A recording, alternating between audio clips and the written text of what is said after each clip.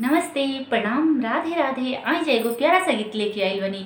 अच्छा लगी तो प्लीज लाइक सब्सक्राइब शेयर करब जा और कमेंट में बताइब जा कि हमार गीत रुआ सबके कैसा लागल बा। उम्मीद करतनी अच्छा लागी। केकरा जे होला खांसी हो, केकरा जे बुखार, केकरा जे होला खांसी हो, केकरा जे बुखार, केकरा जे होला रतौंधी हो दिन सूझे नारा, केकरा जे होला रतौंधी हो दिन सूझे नारा।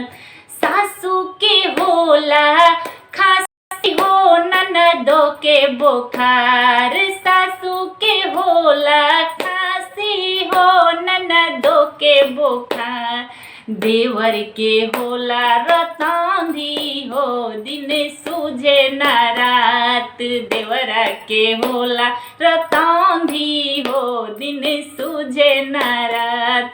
काठी से जाई खांसी हो काठी से बुखार, काठी से जाई खांसी हो काठी से बुखार, काठी से जाई रतौंधी हो दिन सूझे ना रात, काठी से जाई रतौंधी हो दिन सूझे ना रात। झाड़ू से जाई खांसी हो बढ़नी से बुखार, झाड़ू से जाई खांसी हो बढ़नी से बुखार, बेलन से जाई रतौंधी हो दिन सूझे ना राती, बेलन से जाई रतौंधी हो दिन सूझे ना रात।